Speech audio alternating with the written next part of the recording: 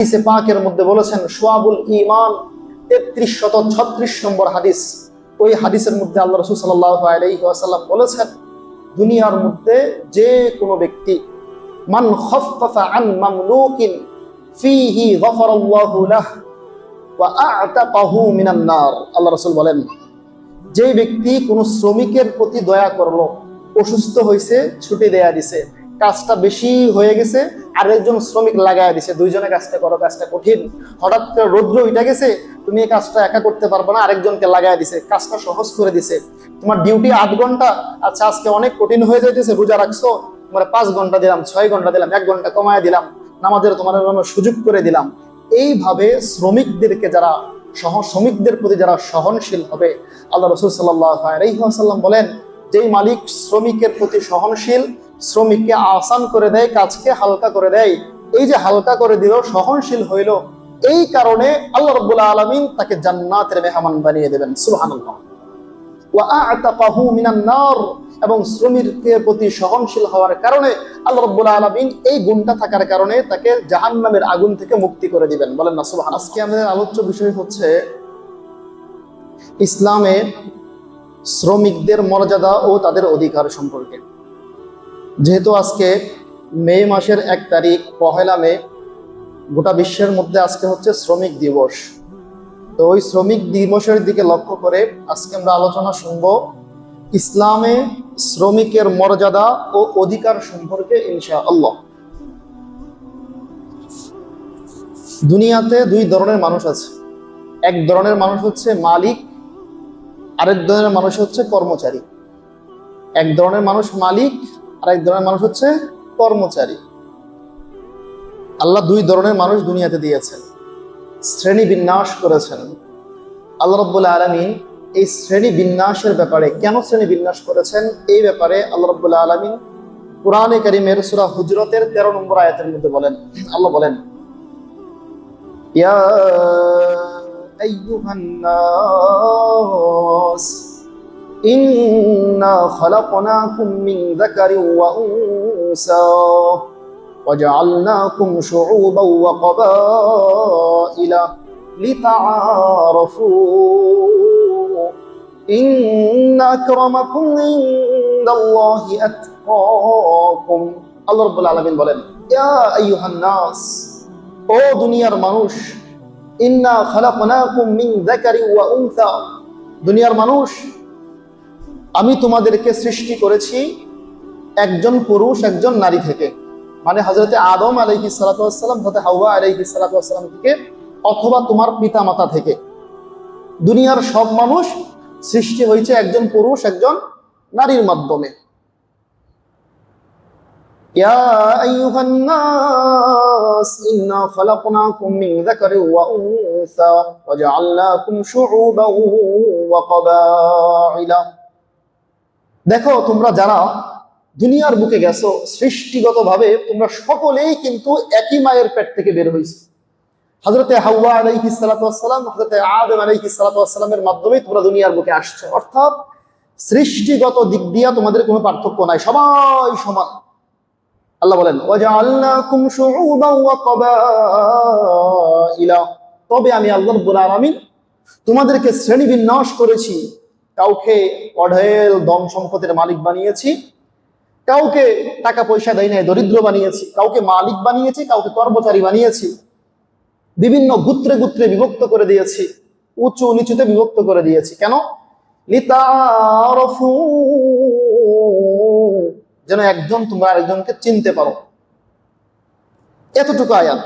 আল্লাহ বলছেন, আমি তোমাদেরকে সৃষ্টি করছি একজন নারী একজন পুরুষ থেকে, অর্থাৎ সৃষ্টিগত দিক দিয়ে তোমরা সবাই সমান। তবে আমি আল্লাহ রাব্বুল আলামিন তোমাদেরকে বিভিন্ন কবিলার মাধ্যমে ভাগ ভাগ করে দিয়েছি, বিভিন্ন শ্রেণী বিন্যাস করেছি, যেন আমাকে চিনতে পারো, যেন তোমরা একে অপরকে চিনতে পারো। দেখেন, আল্লাহ রাব্বুল আলামিন বলছেন সৃষ্টিগত দিক দিয়ে তোমরা সবাই সমান, কিন্তু শ্রেণী বিন্যাস হয়েছে। দেখেন, দুনিয়ার বুকে যদি সবাই মালিক হইতো, কেউ কর্মচারী না থাকতো, দুনিয়াটা চলতো না। আল্লাহ যদি দুনিয়ার সবাই অড়েল টাকা পয়সার মালিক বানায় দিতেন, আপনি আমি না খেয়ে মরতাম। কেন? দেখেন, সবাই যদি 20 টাকার মালিক হইতো, তাহলে আমরা কোথাও দান চাল পাইতাম না, খাবারের নিত্যজনীয় জিনিসগুলা পাইতাম না। কারণ সবাই কোটিপতি, ধান চাষ করবে কে? কে কষ্ট করে ফসল ফলাবে? কে কষ্ট করে শাক সবজি করবে? কেউ করতো না, সবাই কোটিপতি। আর সবাই যদি দরিদ্র হয়ে যাইতো তাহলে দুনিয়ার ভারসাম্য ঠিক থাকতো না। কারণ দরিদ্র মানুষ কার বাড়িতে গিয়ে কাজ করে উপার্জন করত? এই জন্য আল্লাহ রাব্বুল আলামিন কাউকে উঁচু বানাইছেন, কাউকে নিচু বানাইছেন, কাউকে মালিক বানাইছেন, কাউকে শ্রমিক বানাইছেন। দুনিয়ার টাকা পয়সাওয়ালা মানুষগুলা দরিদ্র মানুষের উপর নির্ভরশীল। যে ব্যক্তির কোটি কোটি টাকা আছে, ওই ব্যক্তির টাকা চাবায় চাবায় খাইতে পারবে না। তার শস্য কিনতে হবে, তার ফসল কিনতে হবে, তার শ্রমিক লাগবে। শ্রমিক ছাড়া, কৃষক ছাড়া তার জীবন পরিচালনা করা কখনোই সম্ভব নয়। আর যেই ব্যক্তি একেবারে হতদরিদ্র, ওই ব্যক্তিটাও ধনাত্ম মানুষের প্রতি নির্ভরশীল। ধনীর বাড়িতে গিয়ে কাজ করবে, তার কোম্পানি দিকে চাকরি করবে, মাস শেষে স্যালারি পাবে, টাকা পয়সা দিয়ে সুন্দরভাবে ফ্যামিলি চলাবে। অর্থাৎ আল্লাহ রাব্বুল আলামিন কাউকে উঁচু বানাইছেন, কাউকে নিচু বানাইছেন, কাউকে ধন সম্পদ দিয়েছেন, কাউকে দেন নাই, কাউকে মালিক বানাইছেন, কাউকে শ্রমিক বানিয়েছেন। এটা করছেন যেন দুনিয়াটার ভারসাম্যটা সুন্দরভাবে চলে।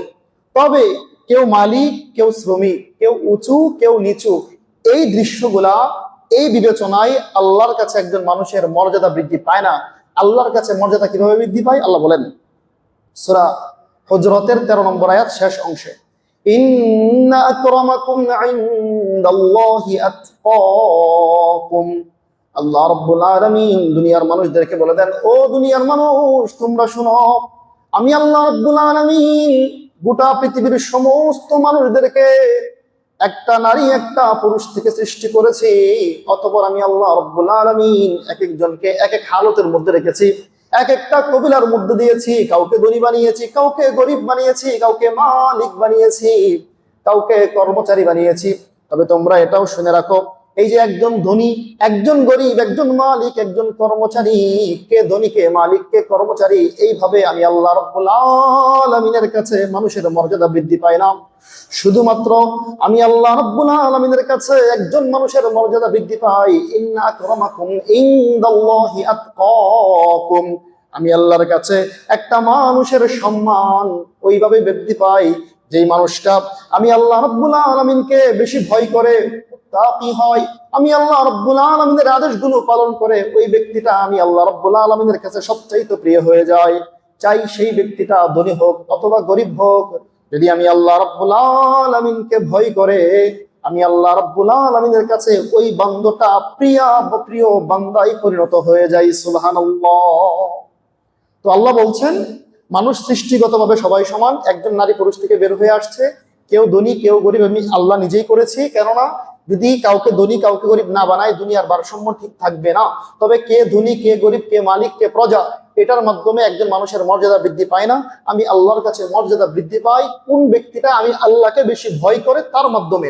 যদি একজন শ্রমিক, একজন দিনমজুর, একজন রিকশাওয়ালা, একজন কুলি মুচি, ওই বান্দা যদি আমি আল্লাহকে ভয় করে, ওই বান্দার মর্যাদা আমি আল্লাহর কাছে লক্ষ লক্ষ কোটি টাকার মালিকের চাইতে 1000 গুণ বেশি। বলেন না সুবহানাল্লাহ।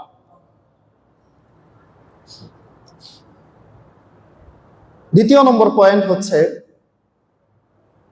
আল্লাহ রাব্বুল আলামিন দুনিয়ার বুকে যাদেরকে শ্রমিক বানিয়েছেন, যারা শ্রমজীবী, সারাদিন কষ্ট করে কাজ করে উপার্জন করে, এই যে শ্রমজীবী যারা আছে, এই শ্রমটা, কাজ করাটা শুধু টাকা পয়সার জন্যই নয়, বরং এই শ্রমটা ইবাদতের মধ্যেও পরিণত হয়ে যায়। আপনি কাজ করবেন, এই কাজটা ইবাদতের মধ্যে পরিণত হয়ে যাবে। কেমনে? আল্লাহ রাব্বুল আলামিন কোরআনে কারীমের মধ্যে বলেন, সূরা জুমার 10 নম্বর আয়াত,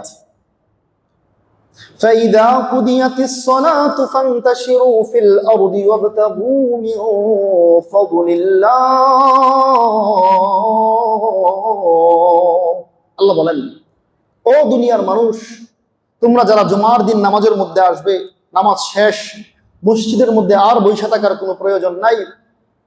কুদিয়াতিস সালাত ফান্তাশিরু ফিল আরদ, তোমরা জমিনের মধ্যে ছড়ায়া ছিটায়া যাও। ওয়াবতাগু মিন ফাদলিল্লাহ, এবং আমি কোন জায়গার মধ্যে তোমাদের রিজিকের ব্যবস্থা করেছি, সেই রিজিকগুলা তোমরা অন্বেষণ করে শ্রম দিয়ে উপার্জন করে নিয়ে আসো। বলেন না সুবহানাল্লাহ।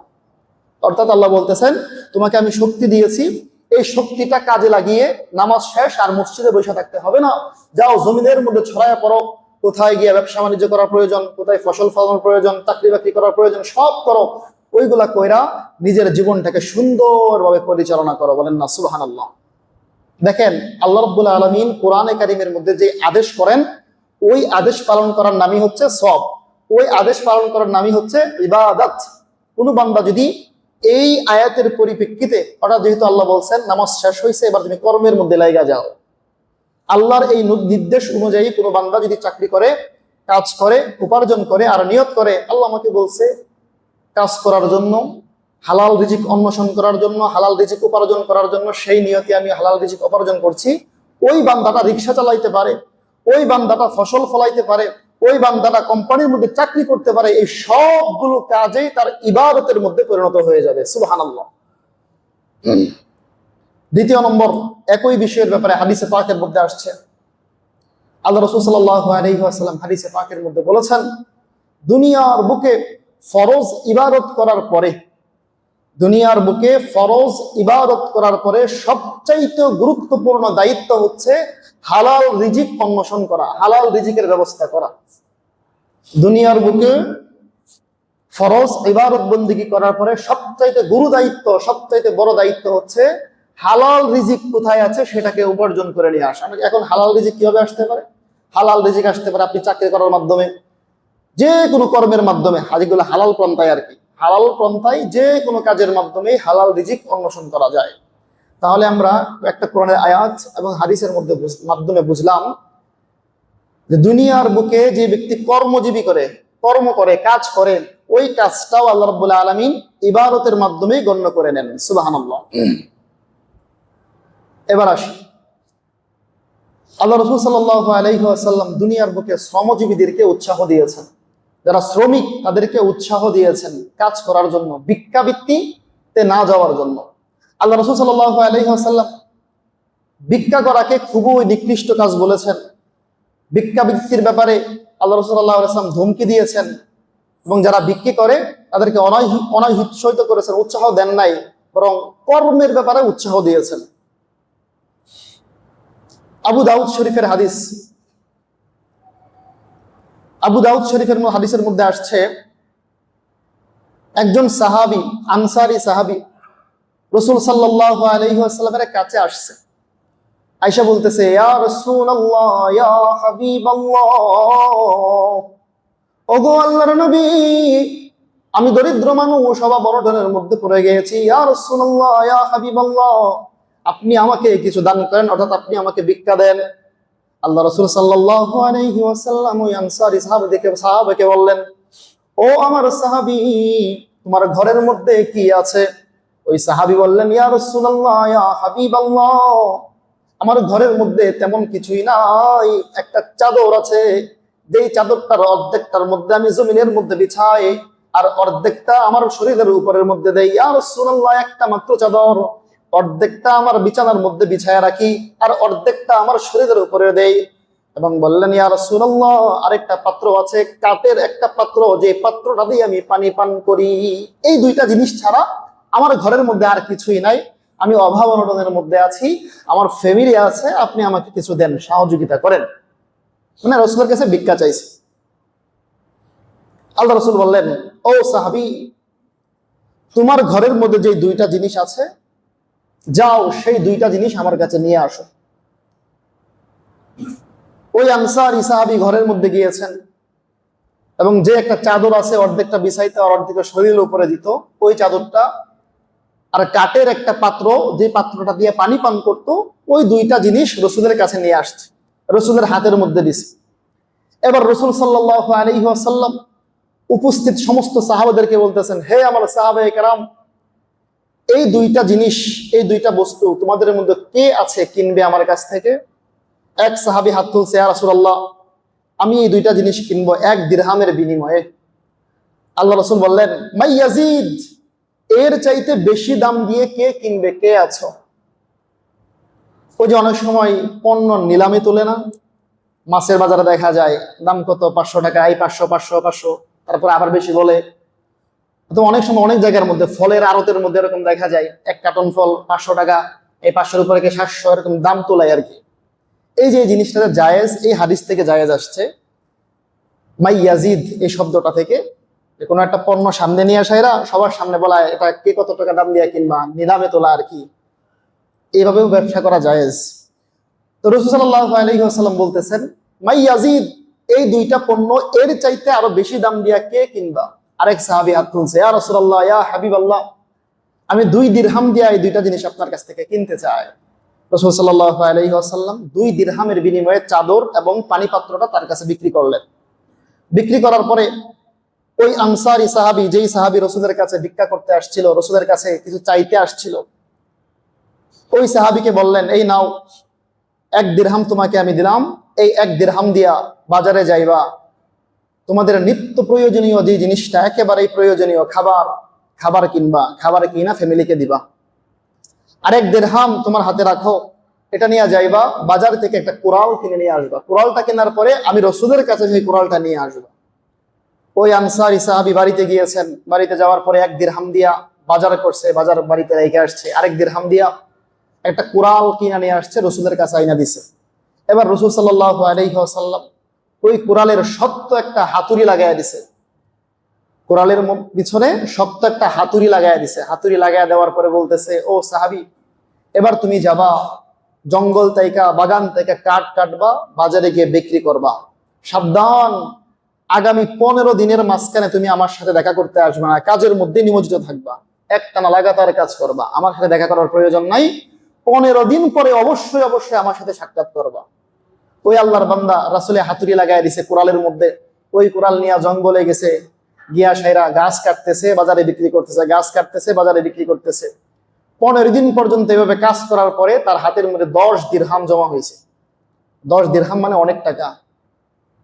ওই 10 দিরহাম নিয়ে রাসূল সাল্লাল্লাহু আলাইহি ওয়াসাল্লামের কাছে 15 দিন পরে আসছে। এবার আয়েশা বলতেছে, ইয়া রাসূলুল্লাহ, আপনি যে কুড়াল দিয়েছিলেন সেই কুড়ালের মাধ্যমে কাঠ কাইটা বাজারে বিক্রি কইরা 10 দিরহাম এখন আমার হাতে জমা হয়েছে। রাসূল বললেন, এই টাকা দিয়া কিছু বাজার করবা, কিছু কাপড় চোপড় কিনবা, ঘরের আসবাবপত্র কিনবা, এবং লাগাতার তুমি এভাবে শ্রম দিয়ে যাইবা। আর তুমি একটা কথা শুনো, যেই ব্যক্তিরা দুনিয়ার বুকে মানুষের কাছে হাত পাতে চায়, অবশ্য সে শ্রম দিয়া কাজ করতে পারে, কাল কিয়ামতের দিন ওদের এমন একটা অবস্থা হবে, ওদের গালের মধ্যে কোনো গোশত থাকবে না।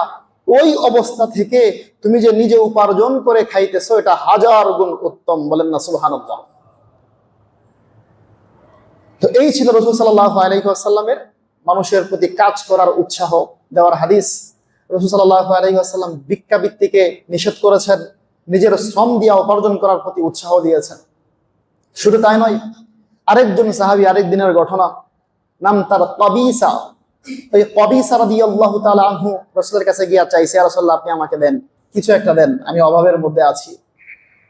আল্লাহ রাসূল জবাব দেয়, হে কবিসা, অপেক্ষা করো যতক্ষণ পর্যন্ত যাকাতের মাল আমার কাছে না আসে, যাকাতের মাল আসার আগ পর্যন্ত অপেক্ষা করো। এই ফাঁকে আল্লাহ রাসূল সাল্লাল্লাহু আলাইহি ওয়াসাল্লাম ওই কবিসা রাদিয়াল্লাহু তাআলা আনহুকে বললেন, শোনো, দুনিয়ার বুকে 3 ধরনের মানুষ ছাড়া অন্যের কাছে হাত পাতা জায়েজ নাই।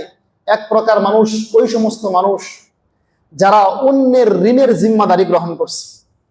অন্যের ঋণের জিম্মাদারি গ্রহণ করছে, ওই বেচারা ঋণ দিতেও পারে না, অথবা পালায়া চলে গেছে, আরেকজনের ঋণ আমার কাঁধের মধ্যে আইসা গেছে। এমন ব্যক্তি যদি কারো কাছে হাত পাতে যে ভাই আমার তো ঋণ না, অন্য মানুষের ঋণ, আমি দিতে পারতেছি না, ওই ব্যক্তিরাও পালায়া চলে গেছে অথবা মারা গেছে, কি করা যায়, আপনারা আমাকে একটু সহযোগিতা করেন, সবাই মিলে ঋণটা দিয়ে দেই, তার জন্য জায়েজ। দ্বিতীয় নম্বর, ওই সমস্ত ব্যক্তি, যেই ব্যক্তি এমন অভাব অনটনের মধ্যে পড়ে গেছে, একদিন পর্যন্ত তার খাবার কিনা খাইতে পারবে না, খাবার চলতেছে না, ঘরে কিছুই নাই, ওই ব্যক্তি হাত পাতা জায়েজ। 3 নম্বর, ওই ব্যক্তি, যে ব্যক্তি দুর্যোগের মধ্যে পড়ে গেছে, ধন সম্পদ সবই ছিল, হঠাৎ করে ভূমিকম্পে সব শেষ, হঠাৎ করে ঝড় বৃষ্টিতে সব শেষ, হঠাৎ করে নদী ভাঙা সব নিয়ে গেছে, অথবা সফরের মধ্যে বিপদে পড়ে গেছে, বাড়িতে অনেক কিছু আছে, সফর অবস্থায় আছে, বাড়ির থেকে আনা সম্ভব না, ওই ব্যক্তি মানুষের কাছে হাত পাততে পারবে। এছাড়া অন্য কোনো মানুষ নিজের প্রয়োজনের কারণে, নিজের সম্পত্তি বৃদ্ধি করার কারণে মানুষের কাছে হাত পাতা জায়েজ নাই। এবার আসি, যারা নিজের টাকা পয়সা থাকা সত্ত্বেও মানুষের কাছে হাত পাতে, তাদের ব্যাপারে কি শাস্তি হবে, তাদের ভয়াবহতা কি হবে? আল্লাহ রাসূল সাল্লাল্লাহু আলাইহি ওয়াসাল্লাম হাদিসে পাকের মধ্যে বলেছেন, দুনিয়ার বুকে ওই সমস্ত মানুষ যারা তাদের অভাব অনটন নাই, চলতে পারে সুন্দর, তারপরেও মানুষের কাছে হাত পাতে। আল্লাহ রসুল বলতেছেন, দেখেন কত কঠিন হাদিস, যে ব্যক্তি তার অভাব অনটন তেমন নাই, সুন্দর চলতে পারতেছে, ইচ্ছা করলে শ্রম দিয়া কাজ কইরা চলতে পারে।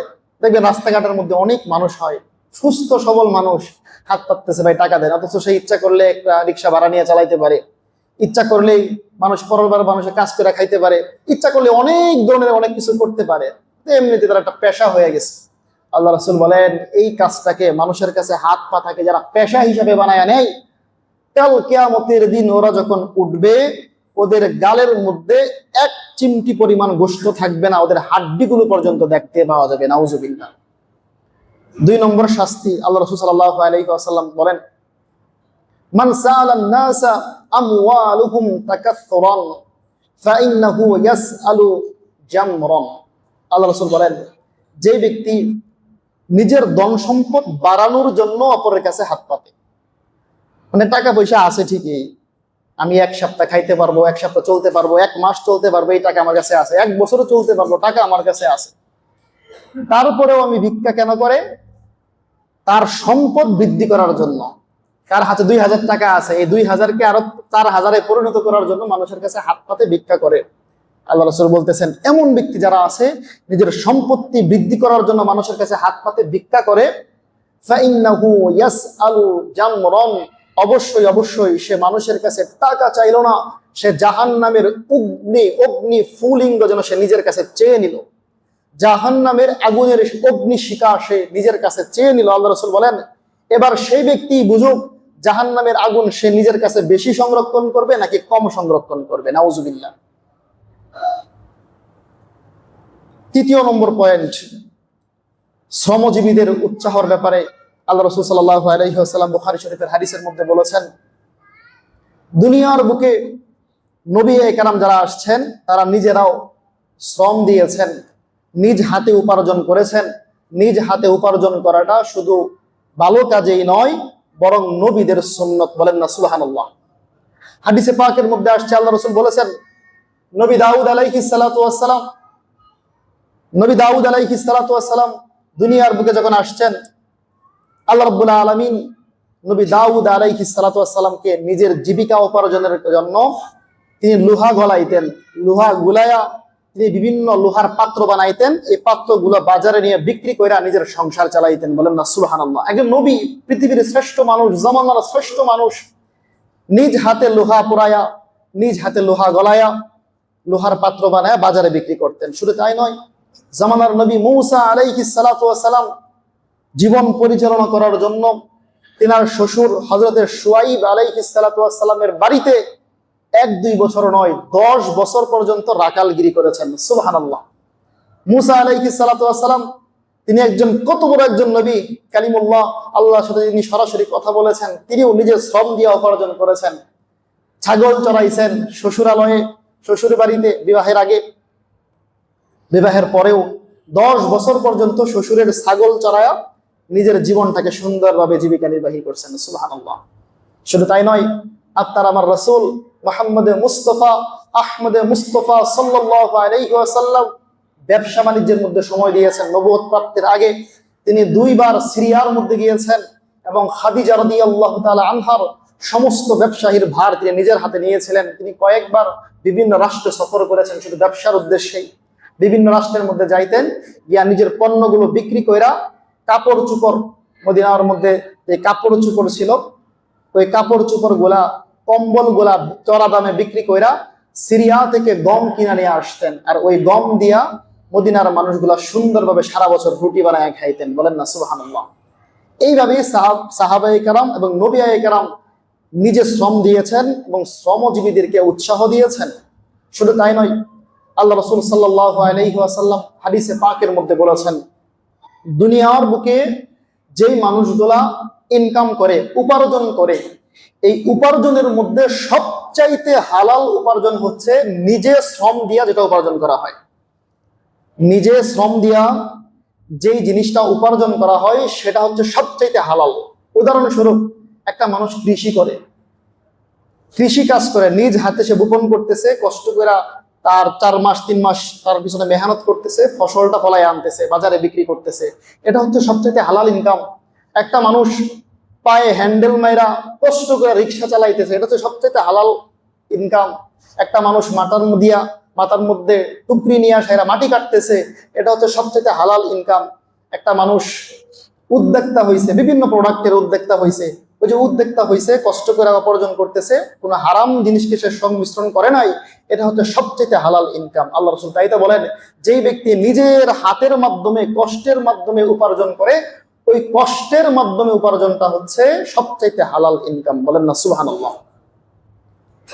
এবার আসি, যেহেতু আজকে আমরা আলোচনা নির্ধারণ করেছিলাম শ্রমিকদের মর্যাদা এবং অধিকার সম্পর্কে। যারা শ্রমিক হয় তাদের একজন মালিক থাকে, যারা শ্রমিক হয় তাদের একজন মালিক থাকে। এখন আমরা জানি যে মালিকের কি দায়িত্ব, কয়েকটা দায়িত্বের কথা বলবো। 1 নম্বর দায়িত্ব, একজন মালিক যে হবে তার আন্ডারে যদি কোনো শ্রমিক থাকে, কর্মজীবী মানুষ থাকে, তার কি কি দায়িত্ব। 1 নম্বর দায়িত্ব মালিকের জন্য, 1 নম্বর দায়িত্ব হচ্ছে যারা শ্রমিক আছে তাদের সাথে ইনসাফ করবে, তাদের সাথে ব্যয় ইনসাফ করবে না, তাদের আমানত তাদেরকে ফিরিয়ে দেবে। এই ব্যাপারে আল্লাহ রাব্বুল আলামিন সূরা নিসার 58 নম্বর আয়াতের মধ্যে বলেন, ইন্নাল্লাহা ইয়া'মুরুকুম আন তুআদ্দুল আমানাতি ইলা আহলিহা। আল্লাহ রাব্বুল আলামিন বলেন, ও দুনিয়ার মানুষ, ও দুনিয়ার মালিকগণ, তোমরা শোনো, তোমাদের আন্ডারে যারা মানুষ আছে, আন তুআদ্দুল আমানাতি ইলা আহলিহা, সারা মাস সারাদিন তোমাদের আন্ডারে শ্রমিকরা কাজ করেছে, ওই শ্রমিকরা কাজ করার পরে তোমার কাছে অনেক আমানত জমা আছে, তুমি মালিক আমানতদার, তোমার শ্রমিকের সেই আমানত যথাসময়ে তাদের কাছে ফিরিয়ে দাও। বলেন না সুবহানাল্লাহ। 2 নম্বর দায়িত্ব একজন মালিকের, যার আন্ডারে শ্রমিকরা কাজ করে, একজন মালিকের 2য় নম্বর দায়িত্ব হচ্ছে শ্রমিকের প্রাপ্য যথাসময়ের মধ্যে বুঝিয়ে দেওয়া, শ্রমিকের প্রাপ্য যথাসময়ের মধ্যে বুঝিয়ে দেওয়া। পৃথিবীর বুকে যত মানুষ শ্রমিকদের নিয়ে কথা বলেছে, ভাষণ দিয়েছে, বক্তৃতা দিয়েছে, বই লিখেছে, সমস্ত বইয়ের সমস্ত বাক্যের সবচাইতে শ্রেষ্ঠ বাক্য আল্লাহ রাসূল সাল্লাল্লাহু আলাইহি ওয়াসাল্লাম হাদিসে পাকের মধ্যে শ্রমিকদের ব্যাপারে বলেছেন। আল্লাহ রাসূল সাল্লাল্লাহু আলাইহি ওয়াসাল্লাম হাদিসে পাকের মধ্যে বলেন, ও দুনিয়ার সমস্ত মালিক, তোমরা শুনো, শ্রমিকের তার নিজের প্রাপ্য শ্রমিকের ঘাম শুকিয়ে যাওয়ার আগেই তাকে প্রদান করে দাও। বলেন না সুবহানাল্লাহ। একজন শ্রমিকের ঘাম শুকানোর আগেই, সে যে তোমার আন্ডারে কষ্ট করছে, তোমার কাজটা করতে গিয়ে সে ঘেমে গিয়েছে, এই ঘামটা শুকানোর আগেই তার প্রাপ্য, তার টাকা পয়সা তাকে বুঝিয়ে দাও। বলেন না সুবহানাল্লাহ। এর চাইতে উঁচা মানের কথা, এর চাইতে দামি কথা পৃথিবীতে আর একটাও হতে পারে না। 3য় নম্বর দায়িত্ব একজন মালিক, 3য় নম্বর দায়িত্ব হচ্ছে শ্রমিকের প্রতি সহনশীল হওয়া। কোনো শ্রমিক যদি অসুস্থ হয়ে যায়, কোনো শ্রমিক যদি দুর্বল হয়ে যায়, হঠাৎ করে কাজ করতেছে, মাসের মাঝখানে হঠাৎ করে একদিন অসুস্থ হয়ে গেছে, পৃথিবীর বুকে এমন অনেক জালেম মালিক আছে, অথবা মালিকের আন্ডারে ভালো পদে চাকরি করে এমন অনেক জালেম আছে, মানুষটা অসুস্থ, ছুটি দেয় না, কাজ করতেই হবে, ডিউটি করতেই হবে, কোম্পানির নিয়ম। অসুস্থ হইতে হইতে মানুষ মারাও যায়, এরকম অনেক আছে। অসুস্থ হয়েছে, ছুটি দেয় নাই, কাজ করতে করতে হঠাৎ করে মারা গেছে, কাজ করতে করতে বড় ধরনের ক্ষতি হয়ে গেছে, কিন্তু ছুটি পায় না, এরকম অনেক ঘটনা আছে। অথচ আল্লাহ রাসূল সাল্লাল্লাহু আলাইহি ওয়াসাল্লাম বলছেন শ্রমিকদের প্রতি সহনশীল হওয়া। আল্লাহ রাসূল সাল্লাল্লাহু আলাইহি ওয়াসাল্লাম হাদিসে পাকের মধ্যে বলেছেন, শুআবুল ঈমান 3336 নম্বর হাদিস, ওই হাদিসের মধ্যে আল্লাহ রাসূল সাল্লাল্লাহু আলাইহি ওয়াসাল্লাম বলেছেন, দুনিয়ার মধ্যে যে কোনো ব্যক্তি মান খাফফাফা আন মামলুকিন ফীহি গফারাল্লাহু লাহু ওয়া আ'তাকাহু মিনান নার। আল্লাহ রাসূল বলেন, যে ব্যক্তি কোনো শ্রমিকের প্রতি দয়া করলো, অসুস্থ হয়েছে, ছুটি দেয়া দিছে, কাজটা বেশি হয়ে গেছে, আরেকজন শ্রমিক লাগায় দিছে, দুইজনে কাজটা করো, কাজটা কঠিন, হঠাৎ করে রৌদ্র উঠে গেছে, তুমি এই কাজটা একা করতে পারবে না, আরেকজনকে লাগায় দিছে, কাজটা সহজ করে দিছে। তোমার ডিউটি 8 ঘন্টা, আচ্ছা আজকে অনেক কঠিন হয়ে যাইতেছে, রোজা রাখছো, তোমার 5 ঘন্টা দিলাম, 6 ঘন্টা দিলাম, 1 ঘন্টা কমায় দিলাম, নামাজের তোমার জন্য সুযোগ করে দিলাম। এইভাবে শ্রমিকদেরকে যারা শ্রমিকদের প্রতি যারা সহনশীল হবে, আল্লাহ রাসূল সাল্লাল্লাহু আলাইহি ওয়াসাল্লাম বলেন, যেই মালিক শ্রমিকের প্রতি সহনশীল, শ্রমিককে আসান করে দেয়, কাজকে হালকা করে দেয়। এই যে হালকা করে দিল, সহনশীল হইল, এই কারণে আল্লাহ রাব্বুল আলামিন তাকে জান্নাতের মেহমান বানিয়ে দেবেন। সুবহানাল্লাহ। ওয়া আ'তাকাহু মিনান নার, এবং শ্রমিকের প্রতি সহনশীল হওয়ার কারণে আল্লাহ রাব্বুল আলামিন এই গুণটা থাকার কারণে তাকে জাহান্নামের আগুন থেকে মুক্তি করে দিবেন। বলেন না সুবহানাল্লাহ। 4 নম্বর দায়িত্ব, একজন মালিক যে হবে, শ্রমিকের প্রতি 4 নম্বর দায়িত্ব থাকবে, ওই শ্রমিককে কখনো গালাগালি করবে না, ওই শ্রমিকের প্রতি কখনো হাত তুলবে না। অনেক মানুষ আছে শ্রমিকদেরকে গালাগালি করে, অনেক মালিক আছে অথবা মালিকের আন্ডারে উচ্চ লেভেলে চাকরি করে শ্রমিকদের গায়ে হাত তুলে গালিগালাজ করে। এদের ব্যাপারে আল্লাহ রাসূল সাল্লাল্লাহু আলাইহি ওয়াসাল্লাম বলেন, হাদিসে পাকের মধ্যে আসছে, একজন সাহাবী ছিল, নাম তার আবু মাসউদ আনসারী রাদিয়াল্লাহু তাআলা আনহু। ওই আবু মাসউদ আল আনসারী রাদিয়াল্লাহু তাআলা আনহু একদিন তার একজন গোলামকে, বর্তমান জমানায় তো গোলাম নাই, মনে করেন কর্মচারীকে, বছর ভিত্তিক কর্মচারী, যেই কর্মচারী মালিকের হুকুম মানতে বাধ্য। ওই জমানায় গোলামের জামানা ছিল, মানুষকে মানুষ কিনা নিয়ে আসতো, সারা জীবন তার আন্ডারে থাকতে হইত। তো আবু মাসউদ আল আনসারী সাহাবী তিনার গোলামের প্রতি অতিষ্ঠ হয়ে, তিনার গোলামের প্রতি ক্ষিপ্ত হয়ে ওই গোলামকে গালিগালাজ করতেছে এবং চাবুক দিয়ে প্রহার করতেছে। হাদিসের বর্ণনাকারী ওই সাহাবী নিজেই, আবু মাসউদ আনসারী, তিনি বলেন, আমি আমার গোলামকে প্রহার করতেছিলাম এবং কটু কথা বলতেছিলাম। পিছন থেকে একটা আওয়াজ আসলো, হে আবু মাসউদ আল আনসারী, থামো। তিনি কথাটা খেয়াল করে শুনলেন যে এটা তো আরো কারো কথা নয়, এটা রাসূলের ডাক। তিনি পিছন দিক দিয়ে ফিরে দেখলেন যে রাসূল সাহাবীকে ডাকতেছে এবং রাসূল বলেন, ও সাহাবী, তুমি শোনো, তোমার আন্ডারে একজন গোলাম আছে, যে গোলামের উপরে তুমি অনেক শক্তিশালী মনে করতেছো। তুমি যেই শক্তিশালী, তোমার যে ক্ষমতা তোমার গোলামের উপরে, তোমার উপরে এই শক্তির চাইতে, এই ক্ষমতার চাইতে আল্লাহ রাব্বুল আলামিন 1000 গুণ ক্ষমতা তোমার উপরে রাখে। অর্থাৎ তুমি যেই ক্ষমতা রাখো তোমার গোলামের উপরে, তুমি একজন গোলাম, আহকামুল হাকিমিন আরো 1000 গুণ ক্ষমতা রাখে তোমার উপরে। জাস্ট এতটুকু কথা বলছে। সাহাবী আবু মাসউদ আল আনসারী বলেন, আমি সাথে সাথেই রাসূলকে সাক্ষী রেখে বললাম, ইয়া রাসূলুল্লাহ, আপনি সাক্ষী, এই মুহূর্তে আমি এই সাহাবীকে মুক্ত করে দিলাম। বলেন না সুবহানাল্লাহ।